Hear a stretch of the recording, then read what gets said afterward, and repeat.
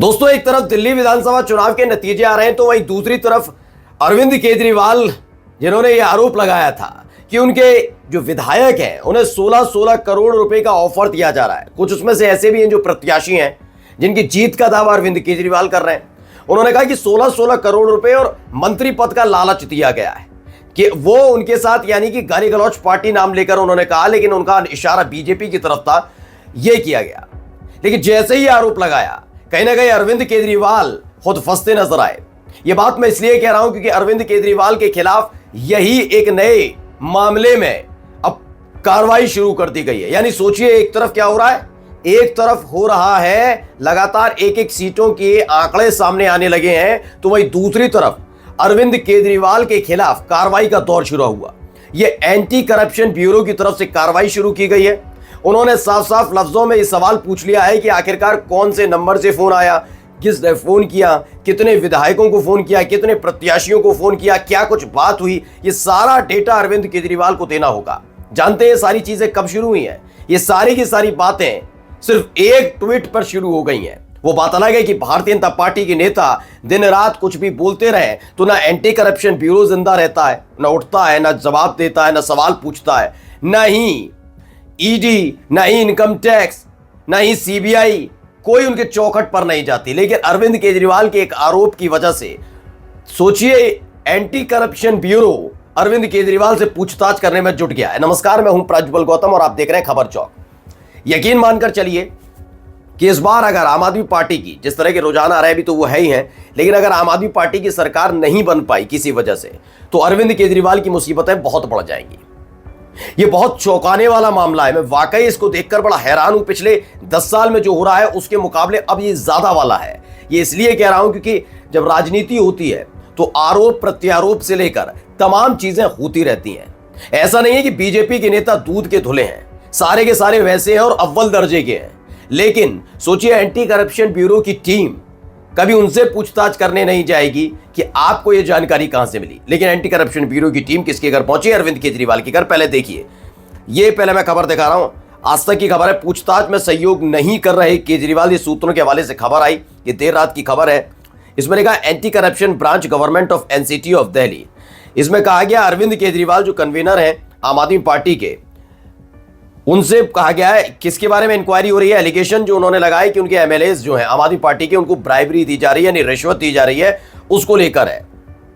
इसमें लगातार सवाल पूछा गया। Anti corruption branch GNCT of Delhi is conducting an inquiry into the allegation of officer of bribe to MLAs of Aam Aadmi party. तो उसमें कहा गया है कि भाई जो आरोप लगाए गए थे कि आम आदमी पार्टी के विधायकों को, खासतौर पर विधायक और जो प्रत्याशी में, उनको 15-15 करोड़ का ऑफर दिया जा रहा है और मंत्री पद का ऑफर दिया जा रहा है। इसको लेकर अचानक से एंटी करप्शन ब्रांच जो है उसकी अंतरात्मा जाग जाती है कि आरोप लगा कैसे दिया, ये किसके इशारे पर हो रहा है। ये समझाने की रॉकेट साइंस नहीं है, समझाने की जरूरत नहीं है। ये क्यों किया गया अब आप समझिएगा। मैं फिर आपको समझा देता हूं। दरअसल हुआ ये कि एक आरोप लगता है, वो सच है झूठ है, वो ये राजनीति का हिस्सा हो सकता है।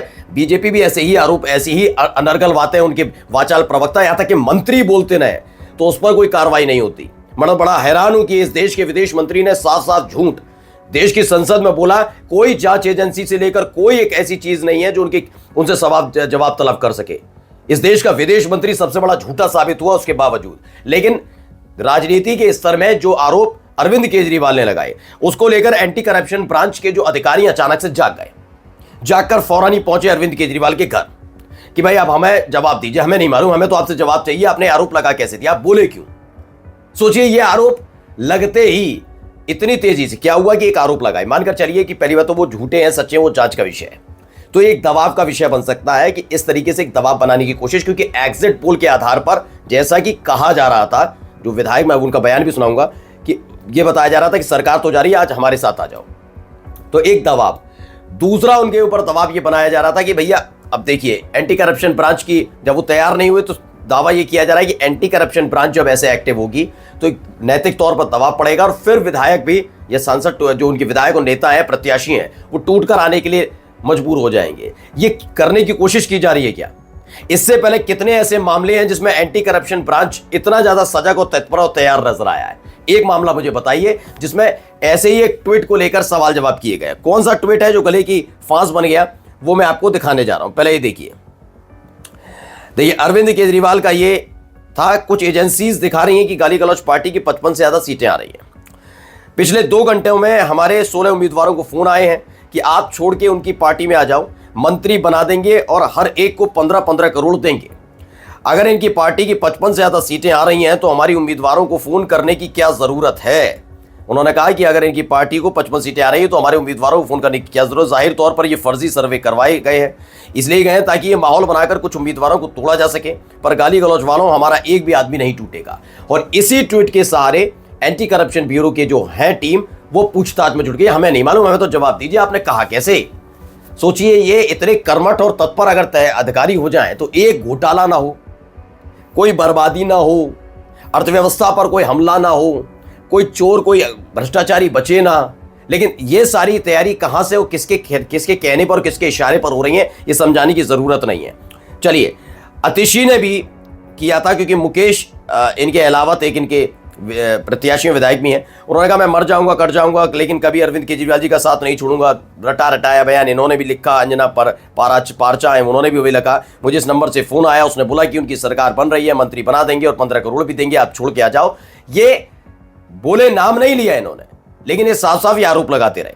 12:09 पर और ये इस नंबर से फोन आया। खैर, ये बात भी सच है कि आम आदमी पार्टी इससे पहले भी इसी तरह की बात करती रही है। इनका 1-2 बार इसी तरह का ये पूरा एजेंडा रहा है कि जब जब कुछ होता है तो ये फोन वाली राजनीति शुरू कर देते हैं कि हम पर फोन आया, लालच दिया, पैसे ले लो, ईमान बेच दो, टूट कर आ जाओ। ये आरोप आम आदमी पार्टी पहले भी कई बार लगा चुकी है, तो इस बार भी किया। ये देखिए, बयान तक दे दिया, अंजना पारचा ने बयान दे दिया। बयान सुनिए इनका। आज मेरे से गाली गलौच पार्टी ने संपर्क करा और कहा कि हम आपको 15 करोड़ रुपए देंगे और मंत्री पद भी देंगे। लेकिन मैं कहना चाहती हूँ इस गाली गलौच पार्टी को कि हम अरविंद केजरीवाल जी के सच्चे सिपाही हैं, न हम डरेंगे न दबेंगे, हम पार्टी में ही रहेंगे। तो सेम उन्होंने बात वही लिखी जो अभी मुकेश अलावत ने लिखी थी, सेम बात कि मैं नहीं छोड़कर जाऊंगी, मैं सच्चे सिपाही हूं और ये है तमाम चीजें। आतिशी ने भी वही कर दिया। अगर गाली गलौच पार्टी की 50 से ज्यादा सीटें आ रही हैं तो ये हमारे प्रत्याशियों को संपर्क करके तोड़ने की कोशिश क्यों कर रहा है। ये दिखा रहा है कि एग्जिट पोल एक साजिश है आम आदमी पार्टी के विधायक तोड़ने की। वैसा ही बयान दिया गया आतिशी को भी, लेकिन ये आतिशी के साथ नहीं कर रहे हैं। ये किसके साथ कर रहे हैं? अरविंद केजरीवाल के खिलाफ, यानी कि साफ साफ इनके टारगेट पर वही है। इसके बाद नाराजगी और गुस्सा भी लोगों को फूटा और देखिए सड़कों पर उतरे कई वकील जो अपने आप को बता रहे हैं, उन्होंने किस तरीके से नाराजगी व्यक्त की। पहले वीडियो देखिए। They don't have the statutory to write a notice. इनको फोन आया इनके आला कमान का कि पहुंचो केजरीवाल के घर पे और ये चले आए हैं। ये एजेंसियों का मजाक बना दिया इन्होंने। अरे जब तक इनके आका बोलेंगे तब तक इनका नोटिस आएगा। तो ये लोग यहाँ पर आए हैं, अब लिखती हैं, इनको फोन आया इनके आला कमान का कि पहुंचे केजरीवाल के घर में और ये चले आए हैं। तो फिलहाल ये तमाम चीजें हो रही हैं, ये आरोप प्रत्यारोपों का खेल हो रहा है, लेकिन एंटी करप्शन का ये तड़का जो लगाया गया है ये बताने के लिए काफी है कि बेचैनी किस खेमे में ज्यादा है। क्योंकि बात अगर सिर्फ सियासी गलियारे में या सियासतदानों की तरफ से की जा रही बयानबाजी की है तो यकीन मानकर चलिए बड़े बड़े दिग्गज जो अलग अलग पार्टियों में, एक भी नहीं मिलेगा, सारे जेल में ठूंस दिए जाएंगे अगर इतनी ही सक्रिय और सजग हमारे देश की एजेंसीज हो जाएं जो एक बयान ट्विटर पर दिए गए बयान के आधार पर कार्रवाई शुरू कर दे। तो नमस्कार।